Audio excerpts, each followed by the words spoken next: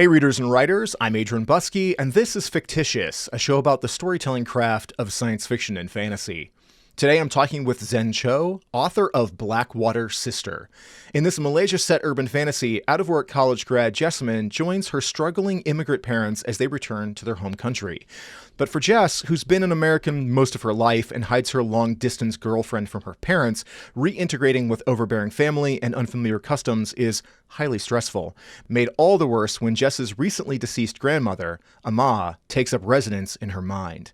As Amma begins domineering her body, Jess is pulled into a supernatural conflict between her grandmother's patron deity, the Blackwater Sister, and a dangerous gang boss. Jess fights to reclaim control of her destiny while seeking retribution for her grandmother, but failure could spell doom from a number of directions, including Amma's own mysterious god. Blackwater Sister is unique and fresh urban fantasy, out now from Ace Books.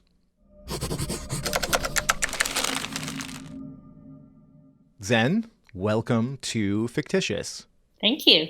So diving into this, I wish I could hold up a physical copy of this book because I unfortunately do not have one, but it has this beautiful cover. One of the things we talk about the show sometimes is shelf appeal. The book definitely has shelf appeal.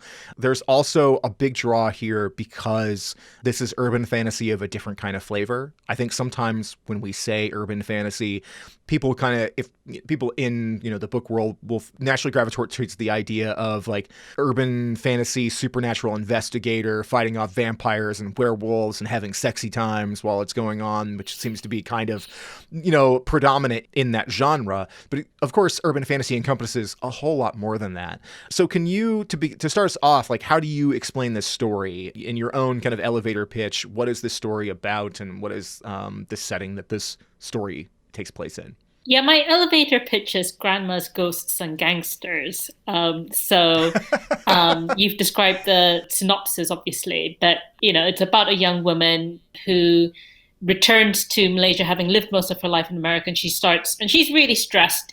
She's unemployed, she's just out of college, she's closeted, she's got a girlfriend, she's hiding from her parents. Her family's going through a reversal of fortunes, and she starts hearing a voice in her head, and it turns out to be her estranged dead grandmother, who's really mean and has a lot of plans for her that do not match the plans that Jess has for herself.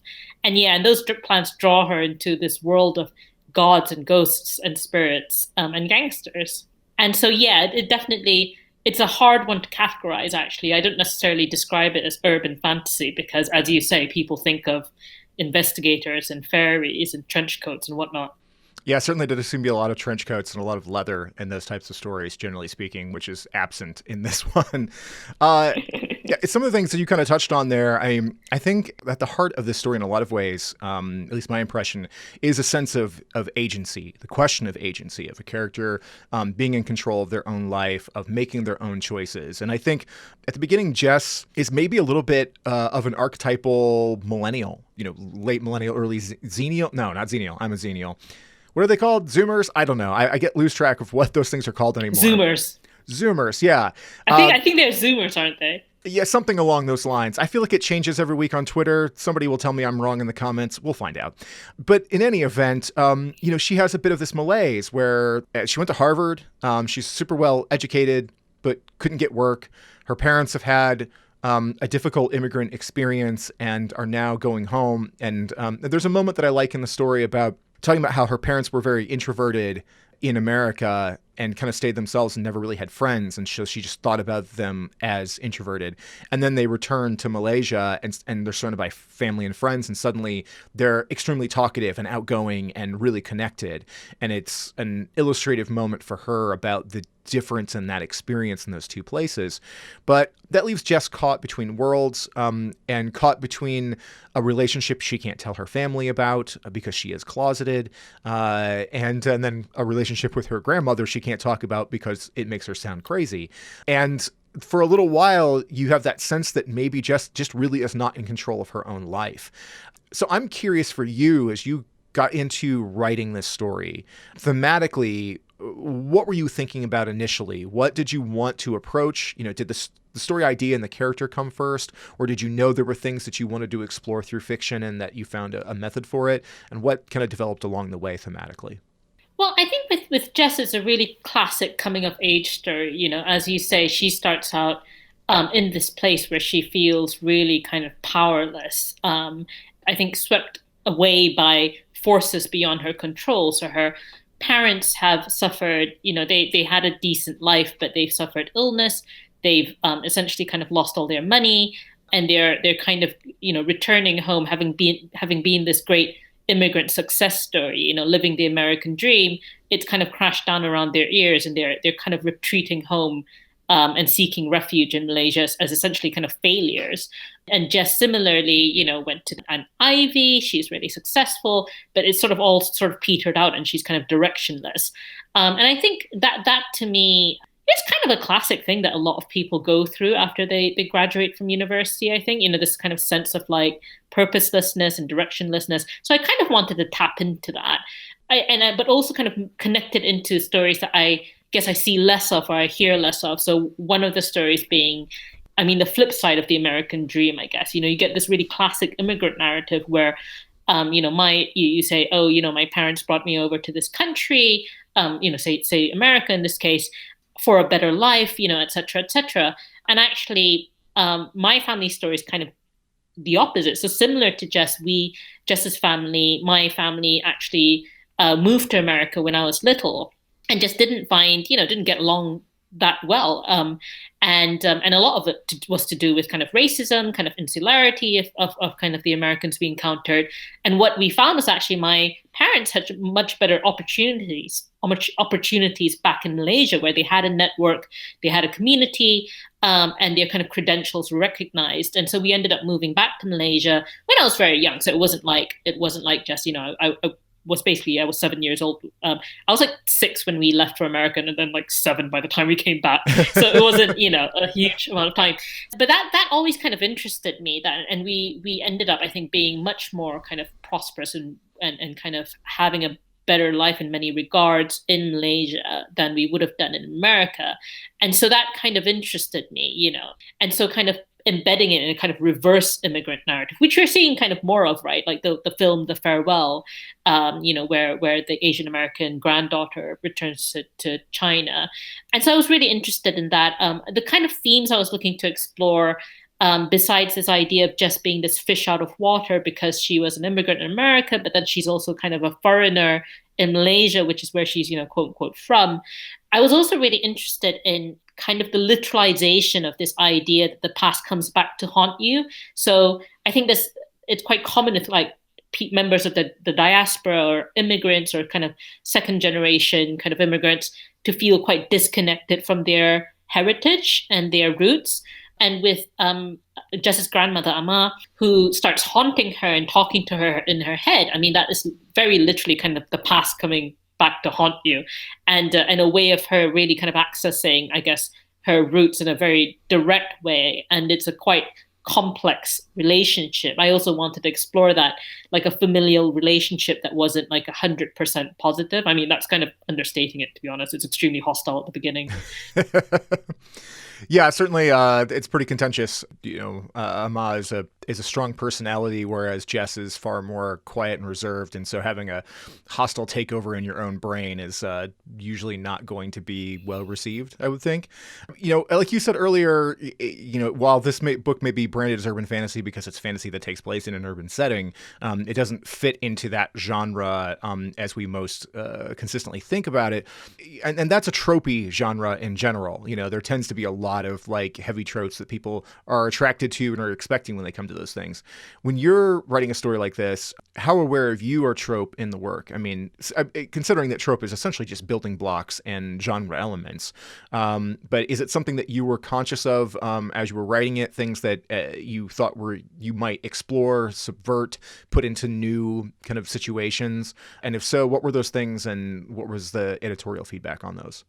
I'm pretty aware of tropes, as a kind of genre fan. I have my tropes that I enjoy, and just like everyone else, and tropes I enjoy less.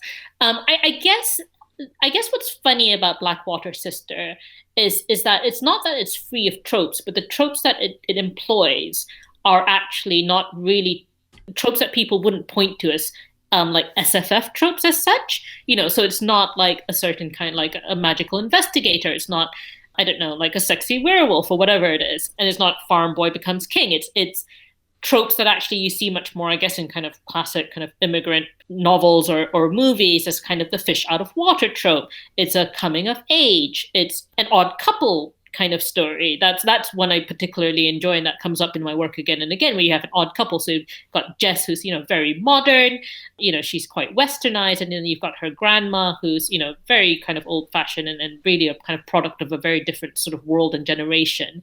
And you kind of see how they kind of get along or don't get along, and kind of how they feed off each other, and how they represent different worldviews. So I think those things, and just using kind of fantasy as a setting to explore these tropes that are perhaps not immediately recognizable as FF tropes, that's something that I find quite creatively kind of inspiring, kind of mashing up genres, I guess.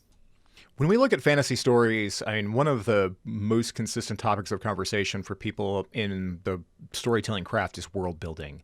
Anytime you're setting something in the quote unquote real world, in the familiar world, some of that world building is done for you already because you're just describing an existence that we can mostly recognize. And then you're filling in the details that are specific to that landscape, whether it's cultural context or, in a lot of urban fantasy, there's that sense of the masquerade of a world going on behind the one that everybody sees. An instance like this, I think, and I'm approaching this as a Western reader who has not read Malaysian fiction before or knows a whole lot about that culture. So for me, Jess kind of reintegrating into the space is me being introduced into a new world, a new context of plenty of things that are familiar, but certainly the way the family units work and the way the people communicate, even the way they use English and approach the idea of language is all very different than what I would encounter on a daily basis. And my guess that a lot of like American and Western readers would encounter if they are not specifically from like a family background that would include those things. For you, constructing that, thinking first of the cultural context of this story, and then we'll get into what the magic-y bits, if you will, the supernatural elements are. But thinking about bringing that to the audience, both for people who will be comfortable and familiar and refreshing to see something that feels real and familiar to them, and then for audiences that'll be new to it. How did you approach that sort of culture shock for Jess, and how did you use like family dynamics in there to kind of show how that culture works, and basically thinking about like their customs, their quirks and beliefs and things like that? It's a lot easier in the fiction. I was just saying this to someone, to my husband today, because I was writing. When you've got a book coming out, you've got to do loads of kind of guest blog posts and interviews and stuff. And so I was doing an essay and and I was complaining about my husband that basically any time I talk about Asian culture or like Malaysian stories, there's just like so much exposition that I have to do that was, I have to like just engage in a couple of paragraphs just to explain really basic facts, because I can't assume that people reading will know them. And actually, I prefer to do that in fiction, because fiction, I think, is just so much easier, because all you have to do, it's a space in which immersion really works. And I think particularly you would think for genre readers, SFF readers, we are used to being plunged into a new world, right? Yeah. And being introduced to a new world and kind of getting up to speed via reading this story. So I think in fiction it's really, for me, very natural you just lay out the world. You don't actually have to explain all that much, because the story explains it in a way. You only need to understand as much as the story needs you to know. And that way you kind of get to a better understanding almost than if you're just reading, I don't know, like the Wikipedia page or whatever in Malaysia. So I think as you pointed out, Jess is a very useful kind of protagonist for that kind of introduction, because she's the kind of Harry Potter. She's the new person to this world, right? She's, obviously she's familiar with Malaysia. It's said in the text that she has visited multiple times, but it's still a foreign country to her. So there is still a level of explanation that, she needs. And one thing I wanted to emphasize, so editorially it was interesting, because I think there were kind of places where my editor, who is a white American, would kind of catch up and be like, oh, I don't understand this bit. And because she doesn't understand it, obviously lots of readers aren't going to understand it either. And actually what I tended to do at those points was to kind of flag in the text that you don't need to understand this because frankly, Jess probably doesn't either. I think I did this in, for example, in a conversation she has with her mum, where her mum starts reeling off all these acronyms that like, a Malaysian would recognize, but like just has no idea what she's talking about. But it doesn't really matter. Like that kind of detail makes it convincing for readers who know the setting in real life, and hopefully because it's convincing, because it's true to life, it feels plausible even to readers who are not familiar with the setting. But the main thing is that you understand what emotionally is going on, which is the mum is basically talking a bunch of bullshit to distract Jess from the main topic that Jess wants to find out about, which is her dead grandmother. And her mum doesn't want to talk about it, so she's talking about something else. And so I think if you don't understand every single word in the book, it doesn't matter as long as you kind of understand the overall thrust of the story. I'm someone who's quite bullish about that. I'm quite resistant to over-explaining because I grew up in Malaysia reading books by American and British authors, particularly British authors, actually.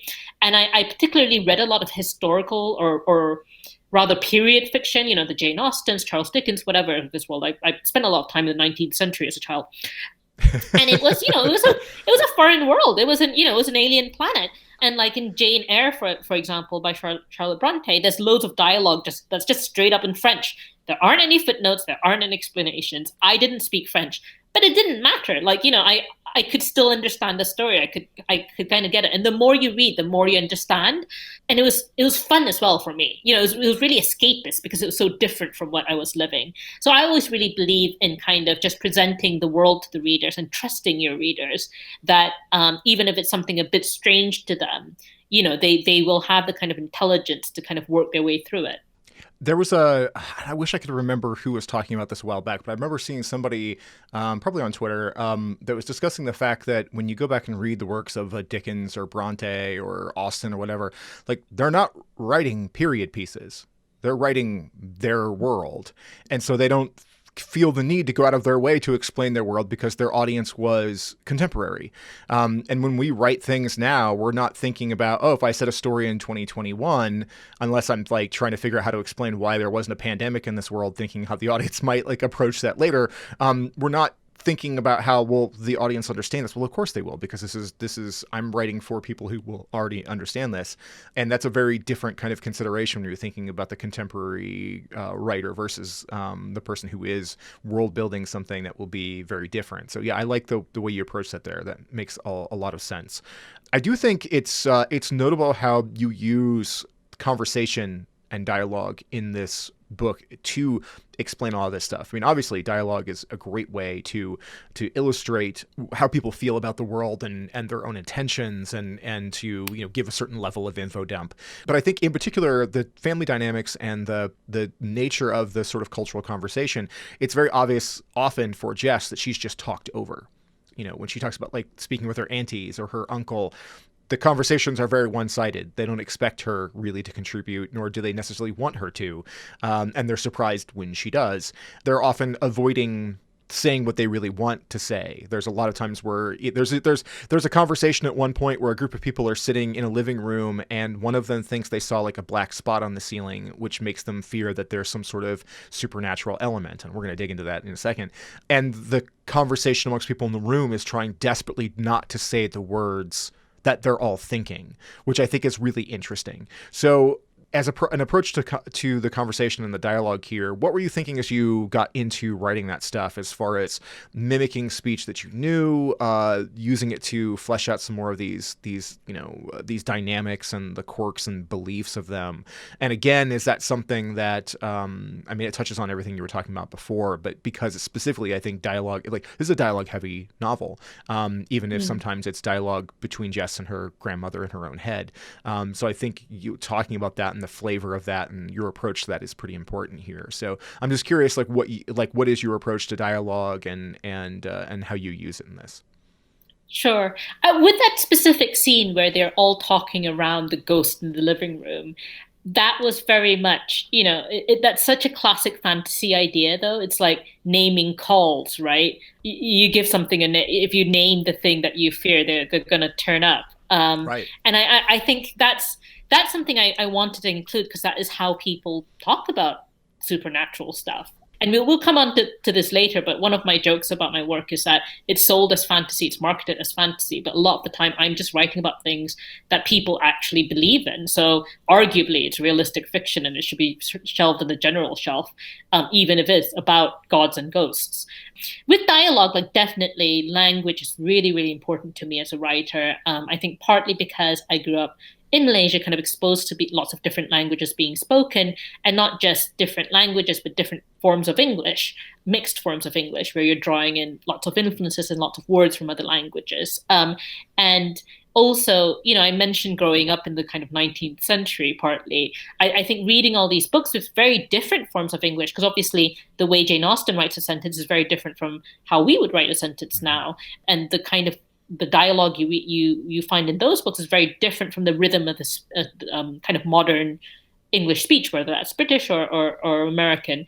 And so I think that gave me a real sensitivity to language, but also a sense of how important it is to conveying setting and building a world. And to me, because Malaysian English, we call it Manglish, is how English is spoken in Malaysia. If I were to write the dialogue that just as relatives speak in standard English, it would almost be a misrepresentation. You'd miss so much of the flavor. So it is really important to me to reproduce the kind of rhythm of that speech, because I think it's really vivid. It's really, it's very flavorful. It is how people talk, and I think it kind of reaches to a level of truth that I couldn't access if I was just kind of pretending everyone spoke standard English. I also think it also obviously helps a lot with characterization. So, for example, these conversations that Jess has in her head with her grandma, they're often quite funny conversations because they're like, they're such different people and they're coming at completely different perspectives, and their language is also really, really different. It's supposed to be they're speaking in Hokkien, which is a Chinese dialect, but like quote unquote translated into English. But I tended to retain kind of Jess's quite sort of Zoomer modern voice with the kind of Americanisms and so on, versus the grandmother who hopefully does sound like she's actually speaking a Chinese dialect as translated into English. Because again, that gives you a really strong sense of what each character is like and who they are. Yeah, language always reflects our idiom. And so in looking at this, like you said, like the Manglish, like that reflects that there are different ways of approaching the thought patterns behind speaking and how the characters communicate with each other. And I think sometimes as American audiences, we have this like, well, we speak English, the American English, and then there's British English. And then we kind of forget that the rest of the world speaks a lot of different flavors of it as well. And then we get surprised when we meet somebody who speaks it and we're like, oh, that's just somebody who doesn't speak the language well. And they're like, no, that's literally just a different dialect, like a whole, like, if you go to Africa or you go into a lot of different Asian countries and stuff, like it's just a different construction of it, and it flows differently, and the building blocks are there, but it's developed independently. It's a different branch on the tree. There was a Netflix show that came out last year called Never Have I Ever, that deals with a lot of like Indian American families, and it does that very well, where it kind of illustrates that the usage of English doesn't go one-to-one. And when you have a character who's like first generation American arguing with her cousin who kind of speaks the more Indian version of English and telling her like, that's not the way those words work here. Like, you can't do that. But her idiom is different and her usage of it is different. And I like that as an exploration. I like that as something to kind of dive into here. And certainly it made me work a bit in reading it in this, because there were times where I needed to kind of like reread a sentence and get a sense of like what the characters were saying and what they meant. But it also, like you said, it solidified for me who they were, the difference between them and Jess, the difference between the conversations that she has with her girlfriend long distance, where they're basically hopping on Zoom and having chats. That's it's distinctly different than the one that she has with her grandmother in her head. So I like that stuff a lot. We've danced around kind of the supernatural elements here, other than that, that essentially Jess is more or less possessed, maybe ridden is maybe in certain cultures is like how they would kind of describe this, where you have another entity kind of hopping on and settling onto your own mind and personality. You're writing about stuff that exists in the real world as far as people's beliefs and their everyday customs. And this is kind of a world of spirits and small gods. There's a discussion early on in it where they're talking about a god that literally just guards your back door. And that's the god's job. And I think for a Western audience that's maybe really attached to things, basically more like the Christian canon and stuff, when you say God, you think, uppercase G, big entity kind of thing, versus the one who just kind of hangs out by your back door and makes sure that bad guys don't get in. That's a very different kind of thing. So can you kind of contextualize that? What is this in this culture? And then how does that interact with Jess's story? And then of course, particularly with Amma, where she comes from as a spirit medium for this mysterious deity. Yeah, of course. So Blackwater Sister, I should say, is an invented deity, but she's very much inspired by a living religious tradition. So this is some of the exposition that I talked about earlier that I always have to engage in. So Malaysia is a majority Muslim country. The dominant religion is Islam, but there are significant minorities of Chinese and Indian communities living in peninsular Malaysia, and they practice different religions, including with the Indian community, obviously Hinduism, Sikhism. With the Chinese community, it's generally, there's some Christianity. There's also, but the majority religion, I would say, probably is a mix of kind of Taoism, Buddhism, and Chinese popular religion, which is probably not that well known in the West. So when I say Chinese popular religion, it is a kind of religion of, as you say, small gods. It's pantheistic, so there are multiple gods, and the gods are very much, they're arranged. So with Blackwater Sister particularly, she is a local god, so she is. You find out in the course of the book that she is actually someone who, this is actually kind of spoilery, but she's carefully around that. Yeah, so she's a local god. She's associated with a specific place in Penang where the book is set, and she used to be a human being, and she died, and it's the circumstances of her death that have resulted in her being deified, and that was inspired by, for example, Matu, who is a goddess of the sea. Basically, she's kind of a patron goddess of like sailors, and she's very popular in Southeast Asia and in places like Taiwan. But one of her backstories is that she was a girl who fell in the sea and she drowned, and people prayed to her, because I guess people often pray to kind of spirits who passed violently because you worry that they might be kind of pissed off. And then she eventually, it eventually turns into a cult or a religion.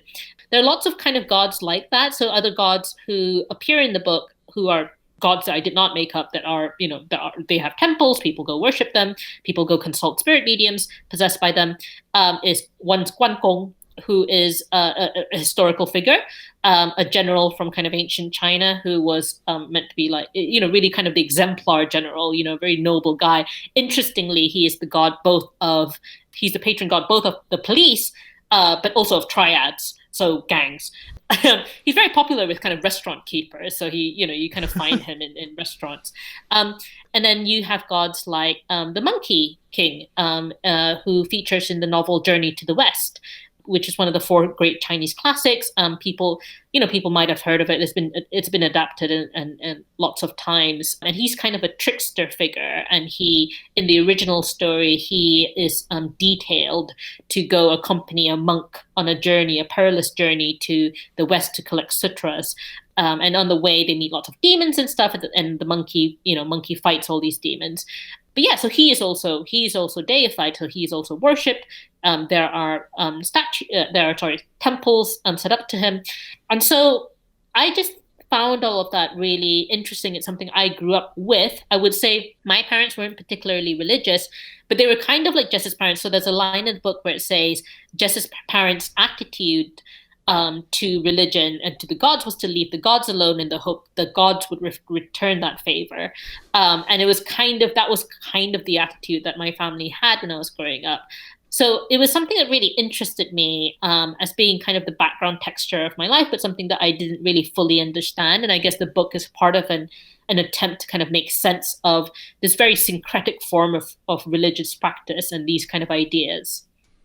Yeah, there's a discussion that happens with the family where a lot of them have made the conversion to Christianity, but they still hold on to some of these older superstitions. And yeah, like this sort of separation. And I think at one point, Jess's parents were referred to as free thinkers in a way that's both like progressive but also dangerous. Like free thinking is maybe inviting some level of problem to come in, like an open gate to issues. And I liked that element quite a lot in it too. You know, we've mentioned Amma in life had this connection to the Blackwater sister. What did that mean for her to be like a spirit medium? And how does that carry over into the afterlife? Yeah, so that's a good question. So spirit mediumship is, again, it's a living religious practice. So it involves, a human being who will have been selected in some way, and will become a kind of vessel for the god. So you can go to a temple to seek advice from a god. It's not from a priest of the god, it's from the god. So it'll be a human being, they'll go into trance, and the god will descend in them. There are actually YouTube videos that you can watch of this happening, of people kind of getting kind of possessed, and then you can ask them questions and they'll give you advice, and they'll kind of help you with your life problems. They'll say, oh, maybe you've got an illness because you collided with a spirit, or your luck is bad this year, so you need to kind of pray to this god to change your luck. And that's something, again, that really interested me, because it's such a direct connection with this, with the divine. And I think something that, if you are accustomed, I guess, to, say Western religious practices, certain forms of Christianity, it might seem quite strange. And I think that was kind of what I wanted to explore with Amma, and she was the spirit medium in life for the Blackwater sister.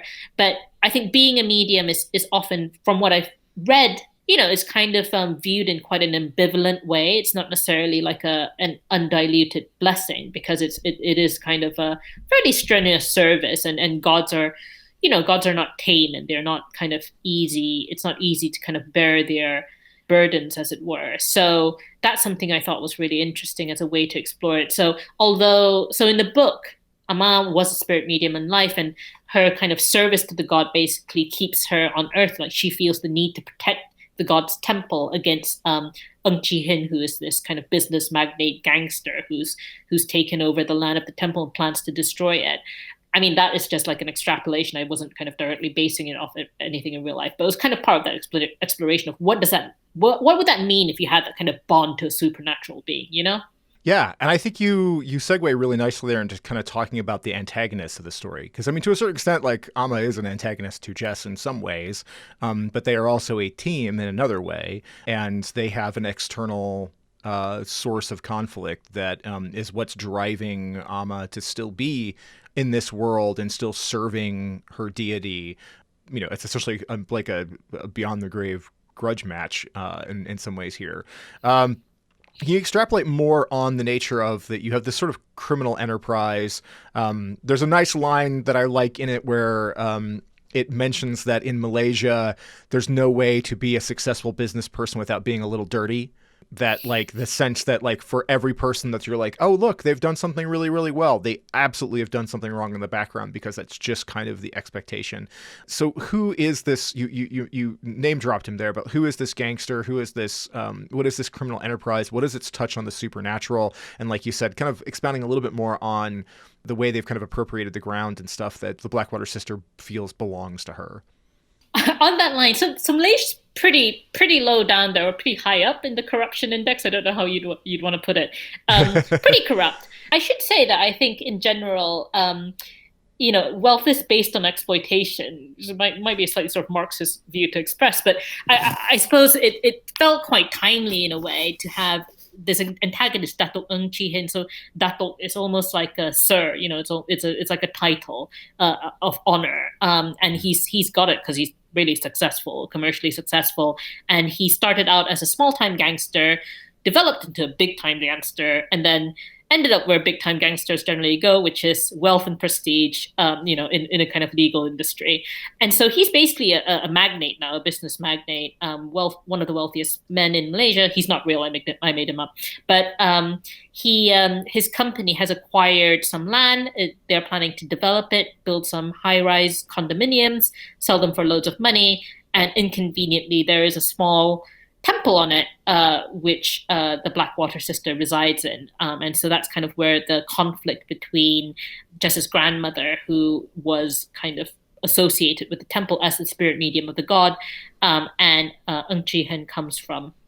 With him, he felt like quite, as I said, kind of a topical villain in this kind of, age of Jeff Bezos and Elon Musk and kind of people who are earning kind of honestly like offensive amounts of money given the lives of their employees. Right. For example, kind of Amazon warehouse workers and so on. And I think I was interested in kind of investigating power and money in featuring this kind of standoff between Amma on the one hand and Ng Chi Hen on the other, because actually what you find in the book is that they had very similar origins, but they've ended up in very different places. So Amma is poor, she's illiterate, she's a woman. And on the other hand, you've got Ng Chi Hen, who's very, very wealthy. He's probably not that educated, but he's managed to kind of, get himself into a position of huge kind of prestige and importance. And so I think and he's a guy, obviously. And I think having them as kind of two sides of a coin, that was something that really interested me. Let's dig into like the real storytelling nuts and bolts here now, because we've really covered a lot of like the context for the story. We've dug into the characters.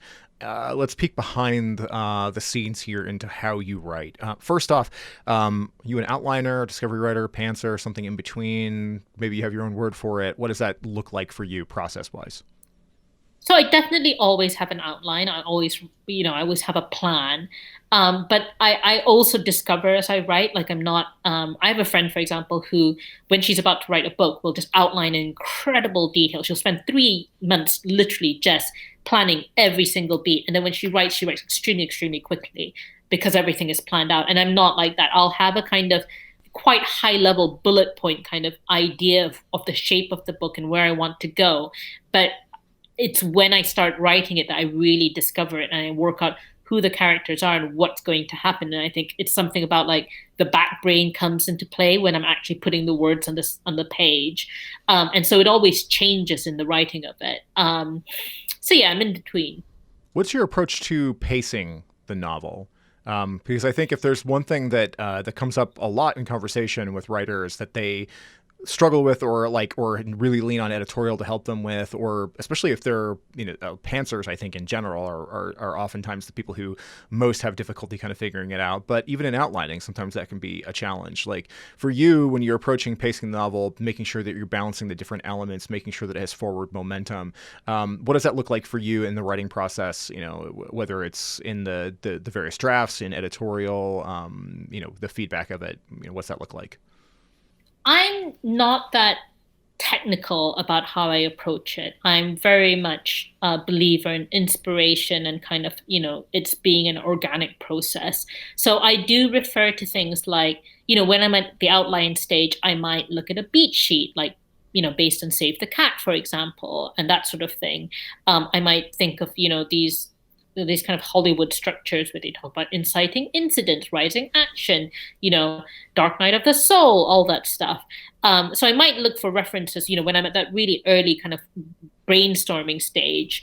But when I get to the point of writing, it's really, it kind of comes down to the flow of things and what feels right. And I think I've got better at pacing. I think it is something that, the more you kind of do it, the better you get at it. So I really struggled with it in my first couple of books, but I would say it came really easily in a way in Blackwater Sister, and the approach that I had was just to try to have as many interesting things happening in a way that felt connected and kind of natural as possible, and just naturally when you're writing something, there's going to kind of be like peaks of kind of activity, and then you'll have a kind of rest afterwards while you process, and then another peak. And so that seemed quite natural, and that happened pretty, as I said, pretty organically. Even so, like, obviously a lot of work always happens in revisions. And so with this book in particular, in revisions with my editor, an agent, I rewrote basically about 3 or 4 chapters, I would say, in the middle. Because it had the kind of classic like soggy middle where you had a quite strong beginning, you had a strong ending, but the kind of in the middle, you're kind of like spinning your wheels trying to work out where to go. So I kind of had to kind of strengthen that up a bit. There's also, I mean, the core conflict of the story is this thing happening between Jess and her grandmother and the gangster and all of the supernatural stuff happening there. But Jess is dealing with a lot of stuff. I mean, she is a closeted lesbian and in a relationship that she wants to go further.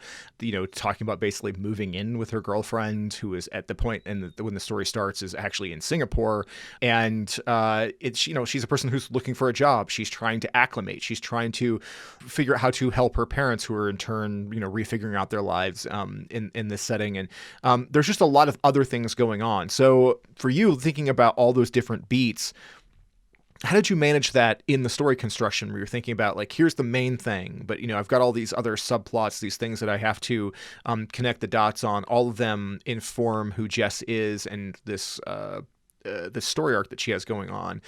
Were there ways that you were, kind of consciously tracking, okay, I need to hit these points here and there? Was it something that was more inspiration and more just feel as you went on through it? What did that look like? Well, because I had the outline, so I use Scrivener, which is a piece of software, which I'm sure you've talked about in this podcast before. And that allows you to basically have a virtual corkboard with kind of notes, I guess. And so I had kind of these bullet point notes of each scene or each kind of chapter all kind of laid out. And that meant that, you can kind of keep track of different subplots. But it was almost quite simple with Blackwater Sister because I had such a strong idea for it. And the core idea, the core emotional kind of arc for Jess is at the beginning of the book, Ama starts talking to her. So the very first 2 lines is that the first thing the ghost says to Jess is, "Does your mother know you're a bangkit?" And bangkit is a Malay word for, kind of means like tomboy. It's basically quite kind of derogatory word for like lesbian, basically. So what I understood about this book, and the opening came to me kind of an inspiration. It didn't change. What I understand about the book was that the book had to be an explanation of Jess's journey to the point where she could answer that question, in a way that felt true to her and that was correct, for where she was and where she needed to be. And then I also knew that it was going to be, Aman was going to be the spirit medium of God, and there was going to be all this stuff about like gods and ghosts and stuff. But that was all the external action, and the internal kind of journey was also very clear. So then the only challenge was making sure that those fed into each other, and they kind of, that they kind of met together in a way that kind of was coherent and integrated.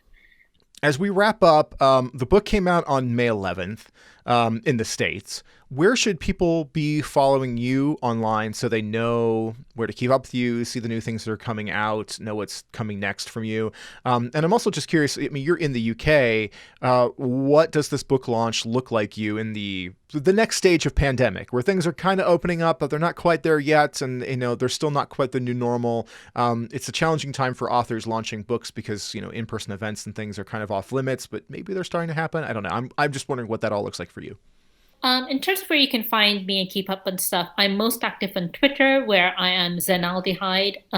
If you search for Zen Cho, you'll be able to find me. I also have a website, which is zencho.org. That's zencho.org.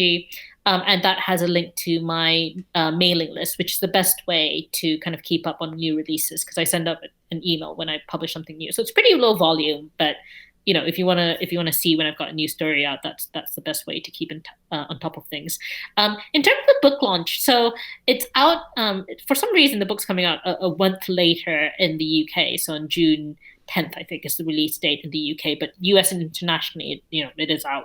I just got loads of virtual events, basically, and I suspect that's going to be increasingly where the book industry moves, towards virtual events. So it's bookstore events, kind of live chats with other authors, just to try to get people's kind of attention and make them realize that this book is out.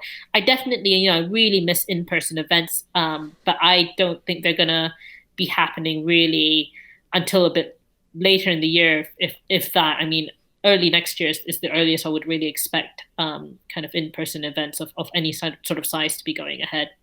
Yeah, I think book people are probably also some of the ones who are generally a little bit more cautious, a little more science-based, a little more ready to wait and go, okay, I'll stay inside for a little longer while we figure this stuff out. So yeah, I think it'll be a little bit. Well, I hope people go and check out Blackwater Sister. I hope they look back to you. You have some fantasy stuff that you have written beforehand that I know that audiences have really latched onto. So I hope they go explore the backlog and everything as well. And Zen, thank you so much for joining me on Fictitious. Thanks for having me.